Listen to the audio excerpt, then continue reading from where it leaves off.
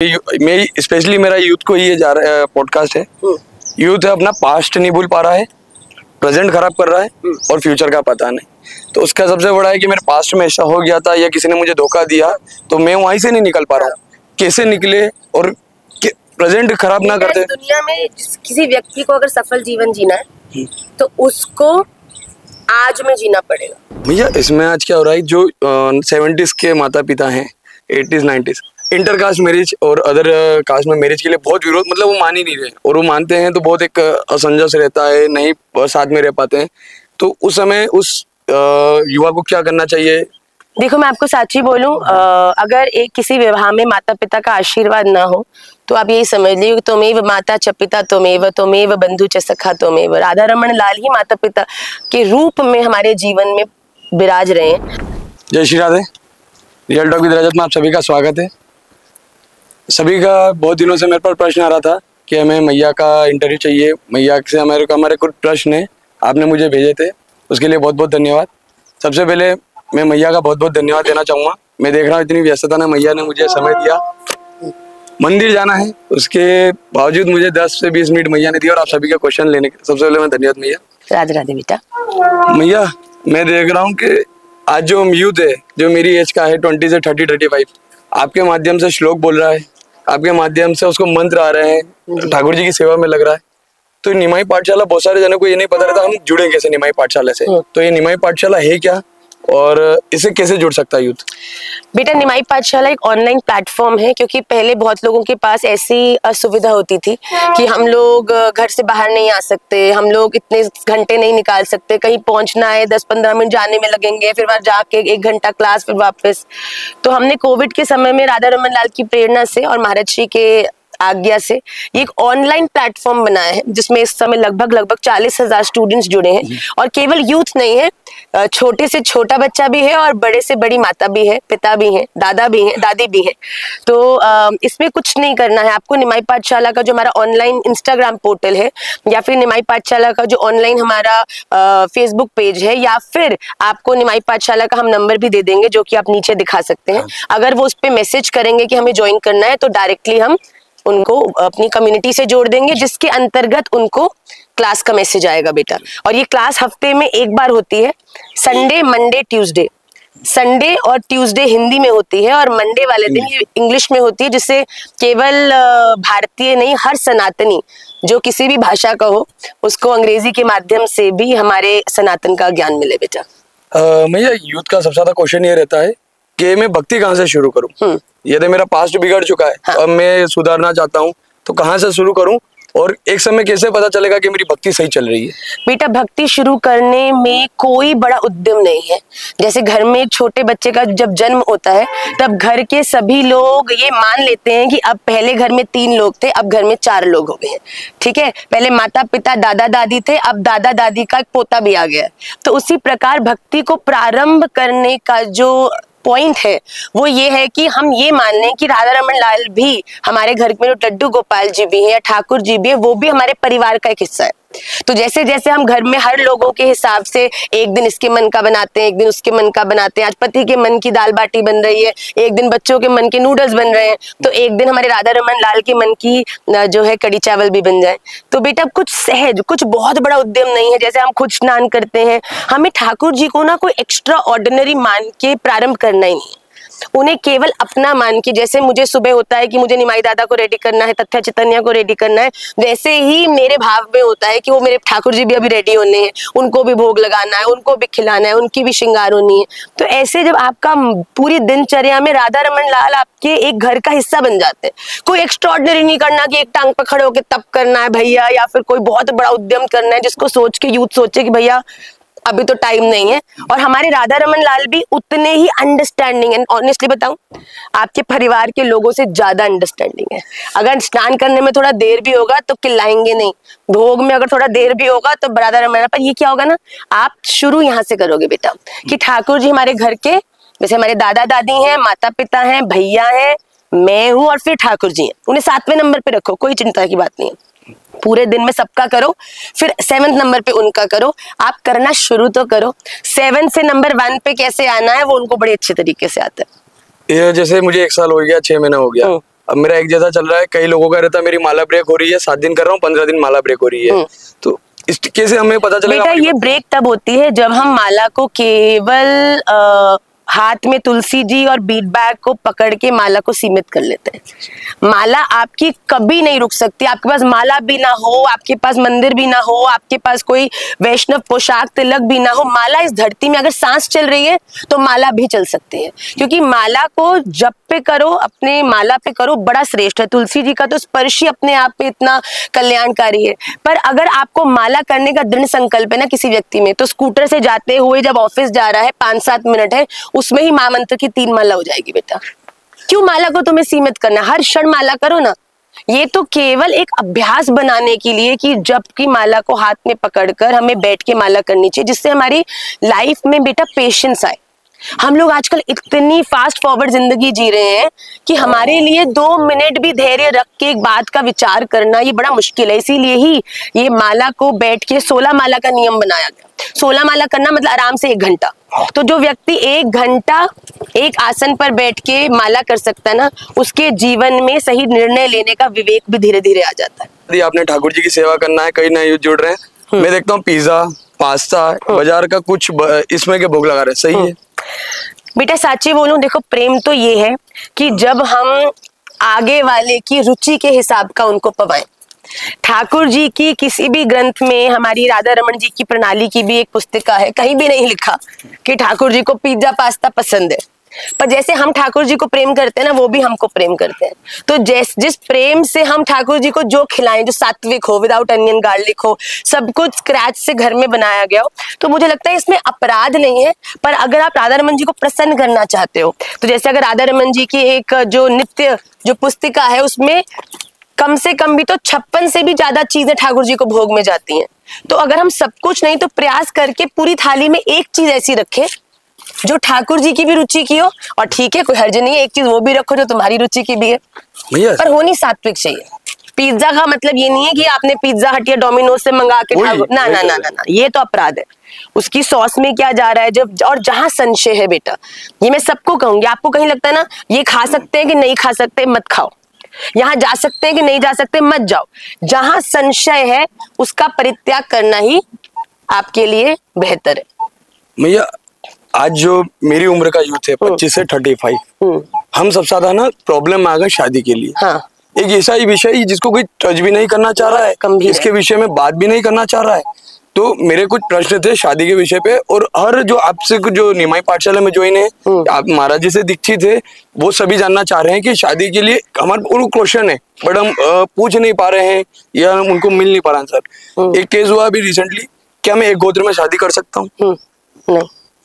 अभी जैसे क्या हुआ कि प्रोग्राम में हम मिले, तो उन प्रभु जी ने, उनको पता नहीं था कि हमारी गोत्र के, फिर उन्होंने घर वालों से जिद कर रहे हैं शादी करने का। हाँ बेटा, ये बहुत हमको तो बड़ी हंसी की बात है। कई लोग कहते हैं मैम ने निमाई पाठशाला सूत्र स्तोत्र शास्त्र शुरू किया है, तो एक निमाई पाठशाला मैट्रिमोनियल भी शुरू कर लो। पर नहीं बेटा, सबसे बड़ी बात है, देखिए हम क्यों यहाँ पे इतनी दुविधा में हैं, क्योंकि हम सब क्योंकि वैष्णव हैं, हम हमेशा वैष्णव ही ढूंढ रहे हैं कि कोई ठाकुर जी की भक्ति करने वाली हो, भक्ति करने वाला हो। मैं साची बोलूं आपसे, जीवन की परखी हुई बात है। अगर आप किसी ऐसे व्यक्ति से शादी भी करोगे जो ठाकुर जी का भक्त हो, बहुत अच्छी बात है। पर आधे से ज्यादा लोगों की शादी इसलिए नहीं हो पा रही क्योंकि भक्त इतने सहज नहीं है मिलने।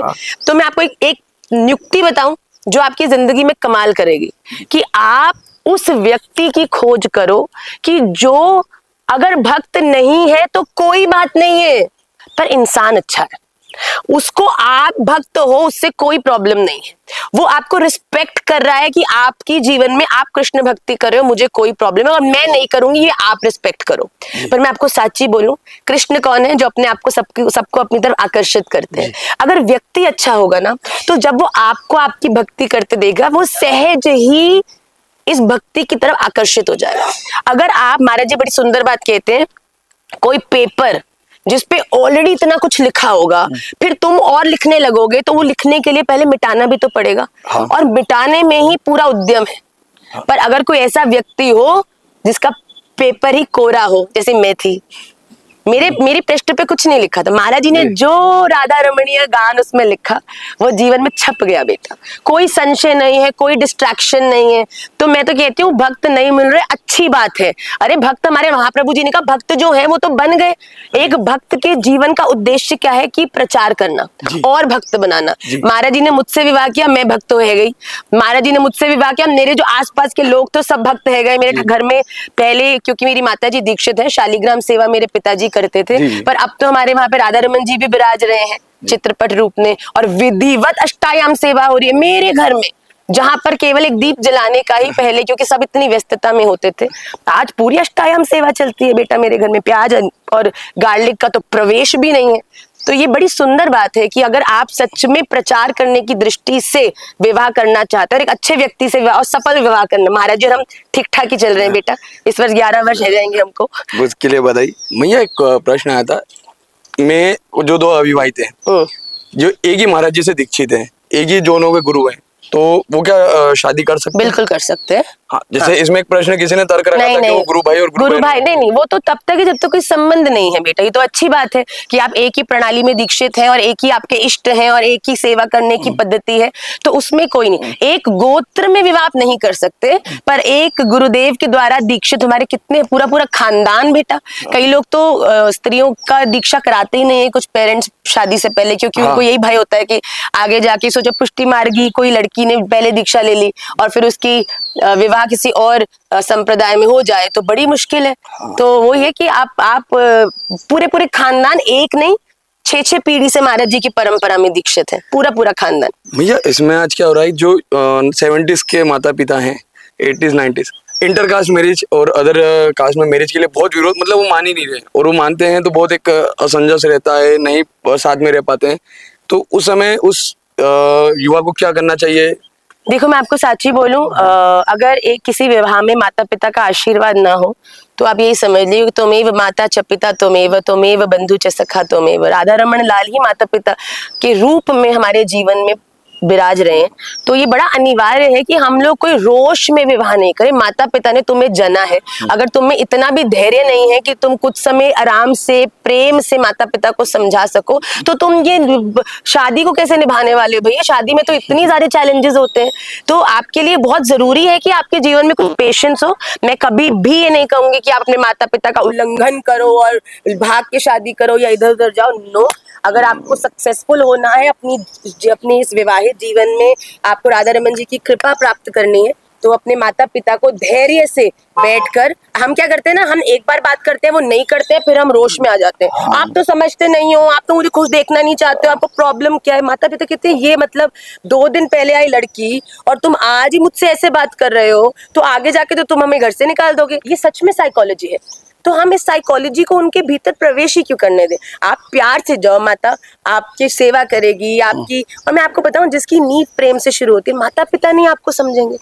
समय ले सकते हैं, वो कुछ बातें नहीं समझ आती है, जेनरेशन गैप। अगर आप ये सोचते हो कि हम जैसे चलते हैं, खाते हैं, सोते हैं, माता पिता सब कुछ रिलेट करें, ये पॉसिबल नहीं है। और मैं सच्ची बताऊं, आपको समझ आएगा जब आपसे नेक्स्ट जनरेशन आ जाएगी। हमको भी ये प्रॉब्लम आएगी, पर ये बात है कि हाँ, जो सहज है, जो परिवर्तन के प्रति अनुकूल है, वही जीवन में प्रसन्न है।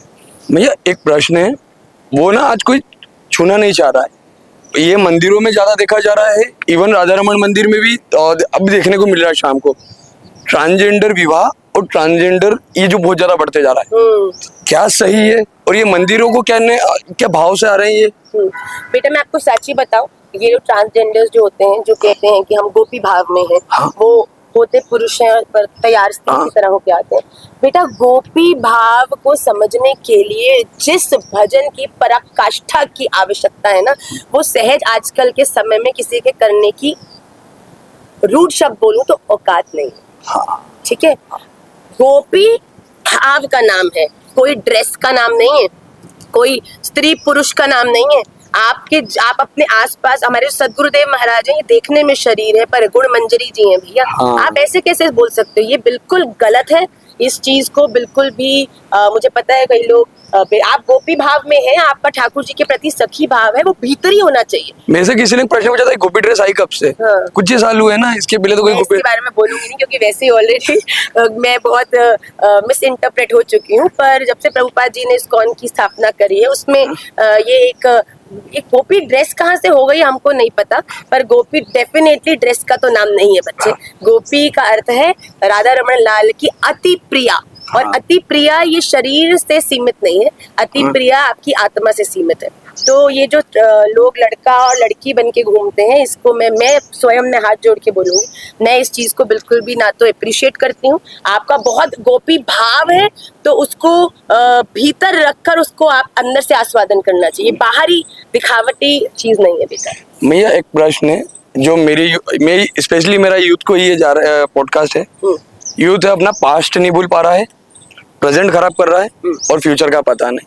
तो उसका सबसे बड़ा है कि मेरे पास्ट में ऐसा हो गया था या किसी ने मुझे धोखा दिया तो मैं वहीं से नहीं निकल पा रहा हूँ। कैसे निकले और प्रेजेंट खराब ना करते। दुनिया में किसी व्यक्ति को अगर सफल जीवन जीना है तो उसको आज में जीना पड़ेगा। आप किसी भी तरह के कल में रहोगे, चाहे वो भूत का हो चाहे भविष्य का हो, सदा परेशान रहो, क्योंकि भूत का आप बदल नहीं सकते, भविष्य का आप जान नहीं सकते। तो क्या कर सकते हो, उसके चरणाश्रित हो जाओ जो भूत के अपराधों को भी मिटा सकता है और आने वाले भविष्य को भी सुधार सकता है। तो अपने आप जीवन में जियो। अगर इस दुनिया में एकमात्र चीज जो सदा है वो है परिवर्तन। एक एक सेकंड हो रहा है, अभी 10:01 थे, फिर 10:02 हो गए, 10:03 हो गए, अभी सुबह थी, फिर शाम हो गई, फिर रात हो गई। ये दुनिया में कोई भी व्यक्ति इसको रोक नहीं सकता। जो व्यक्ति रोकने की कोशिश करेगा वही दुखी रहेगा। जो चीज रुक ही नहीं सकती, तो भैया अगर ट्रेन रुक ही नहीं सकती तो भैया तुम साथ साथ भाग लो ना, तभी तो पकड़ पाओगे। तो अगर आप परिवर्तन के प्रति आप सहज नहीं हो, अफकोर्स जो पास्ट में चीजें होती हैं हमें उनसे लर्निंग्स लेनी चाहिए और अपने प्रेजेंट को सुंदर बनाना चाहिए। पास्ट की बुराइयों को देखकर अपने प्रेजेंट को खराब करना तो मूर्खता है कि भैया पहले तो मैंने गलतियां करी हैं, अब तो मैं बिल्कुल ही नाश कर लूं। भैया एक आपने रील रखी थी, मैंने वो देखी थी। हमारे यूथ में क्या हो रहा है, जो कॉन्सर्ट कर रहा है या जो कॉन्सर्ट में जा रहा है ना, वो कूल मानते हैं उसको, और जो धोती पहना है और शिखा है, श्री है, उसको ना थोड़ा सा अलग तरीके से देखते हैं कि ये क्या है मतलब।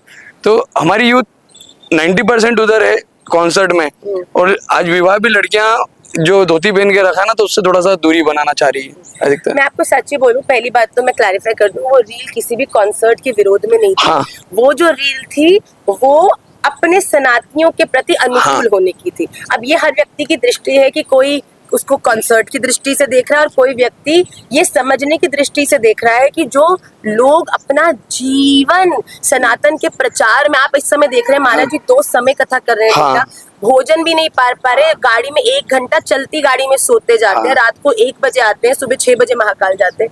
ये कोई सहज जीवन है? आपको क्या लगता है कि भैया यहाँ पे बड़ी, ये तो देखो भाग्य है। हमने कुछ पूर्व के जन्मों में महाराज जी ने कुछ ऐसे कर्म किए हैं, राधा रमन लाल को प्राप्त करने की साधना की है, जो उनके ही सेवायत के रूप में इस जन्म, आपको लगता है किसी के हाथ में जन्म नहीं। तो हम लोग को 1 सेकंड नहीं लगता, अरे ये तो ये कपड़ा पहनते हैं, ये तो ये करते हैं, इतने में ही दोष दृष्टि बनाने में। तो मेरा केवल उद्देश्य ये था कि भैया काहे, आपको जब मालूम नहीं है किसी व्यक्ति के जीवन का क्या रियलिटी है, आप किसी भागवत आचार्य जी के संग एक दिन निकाल के देखो भैया। हम लोग तो 2 समय बैठ के कथा सुनते सुनते थक जाएंगे, जो वो लोग 6-6 घंटा कथा बोल रहे हैं। नहीं भैया, मैं उसमें ना आपसे सहमत हूँ। मेरे सामने मेरे परिचितों ने लाखों रुपए वहाँ दे रहे, बट यहाँ आके या कहीं पर भी अन्य जगह जाके कह देते हैं ये तो इतने की गाड़ी है या तो इतना का ये। तो आप ये अज्ञान है बेटा। राधा रमन लाल ना, कोई भी व्यक्ति अगर थोड़ा सा भी उद्यम करता है ना उन्हें प्राप्त करना, भगवान पहले पात्रता देख लेते हैं कि भैया तुझे देख, अगर तुझे मेरी सखी, जो मेरी निज निकुंजीय सखी है, उसके प्रति तुझे देखने में दोष बन रहा है तो ऐसे ही करते हैं ठाकुर जी। भैया तुम मेरे किसी प्रिय के बारे में, आपकी माता के बारे में, आपके पिता के बारे में कोई व्यक्ति गलत बोलेगा, आप कभी उसके साथ दोस्ती बनाओगे? आप गुरु संतों के प्रति दोष रख रहे हो जो कि शरीर भी नहीं है। यहाँ केवल भैया तुम्हारे उद्धार के लिए यहाँ डोल रहे हैं इधर से उधर।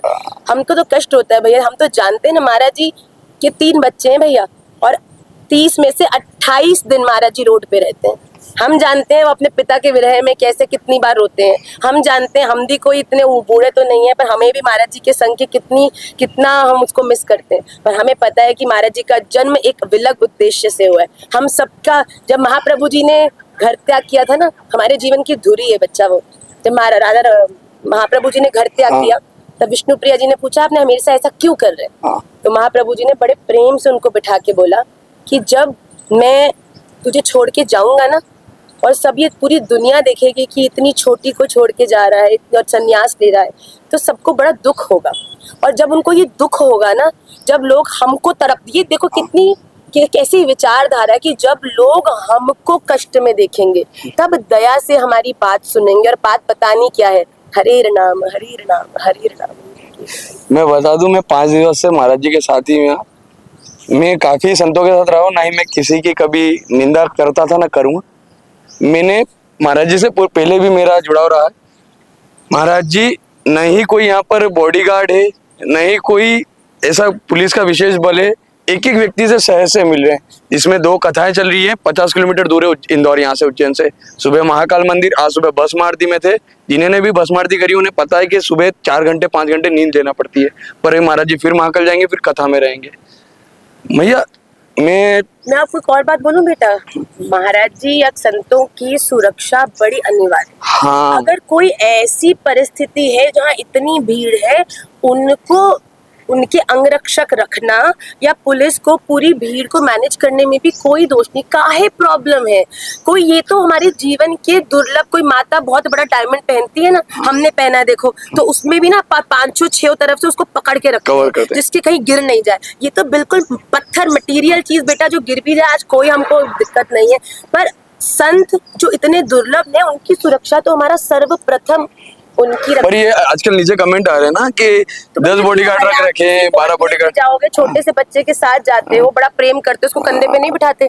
हमें तो अपने गुरुदेवों को कंधे पे, अपनी खोपड़ी पे बिठाना चाहिए भैया। पर नहीं बिठा सकते, कम से कम आसपास रह के उनकी सुरक्षा तो कर सकते हैं। क्यों इस प्रकार की दोष दृष्टि है भैया? बिल्कुल बोलना चाहिए कि उनको बहुत सारे बॉडीगार्ड देने ही चाहिए। अंतिम समय लूंगा भैया। हाँ, मेरा आखिरी 2 प्रश्न है भैया। एक बहुत कॉमन प्रश्न है कि ये हमारे मालवा में जो उज्जैन इंदौर है और आप अधिकतर जगह रहते हैं, लोगों के शरीर में ना देवी देवता आ रहे हैं। और ये मुझे किसी ने प्रश्न बोला था, पूछना जरूर कि ये क्या सही है, क्योंकि हमको देखो हम क्या सही तो हम क्या बोलते हैं, पर मैं आपको साची कहती हूँ कि क्या देवी देवता इतने फ्री है गए हैं कि लोगों की बॉडीज में आ रहे हैं। ये बात हमको समझ नहीं आती। जैसा हमने महाराज जी से सुना है, देवी देवता जिनके जीवन में आते हैं ना, तो उनका जीवन ऐसा बन जाता है कि लोग उनको उनके जैसे बनने के लिए चढ़ जाते, उनके पीछे चलने लगते हैं, उनसे डरते नहीं है। तो ये जो आते हैं, तो हमको बेटा इस बात में हमारा कुछ प्रवेश नहीं है, तो I cannot comment on that। But निश्चित रूप से मेरी दृष्टि में जब किसी के देह में भगवान आएंगे तो वो बड़ा उसका अनुसरण करने का लोगों का मन करेगा। अंतिम प्रश्न भैया, मेरे यूथ को सिर्फ आप क्या संदेश देना चाहेंगे? आप एक लाइन। मैं आप सभी के लिए राधा रमन लाल के श्री चरणों में खूब प्रार्थना करती हूँ और आप सबसे केवल ये निवेदन करती हूँ, खूब आनंद करिए जीवन में। जहाँ पे ठाकुर जी ने आपको जन्म दिया उसका पूरा लाभ लीजिए, पर एक चीज सदा याद रखिए कि आपका जीवन केवल ये आपका आखिरी जीवन है 84 लाख योनियों में। तो अगर इस जीवन में आपने भगवान की प्राप्ति के लिए थोड़ा सा भी प्रयास कर लिया तो भगवान आपको निश्चित प्राप्त होंगे। बहुत धन्यवाद।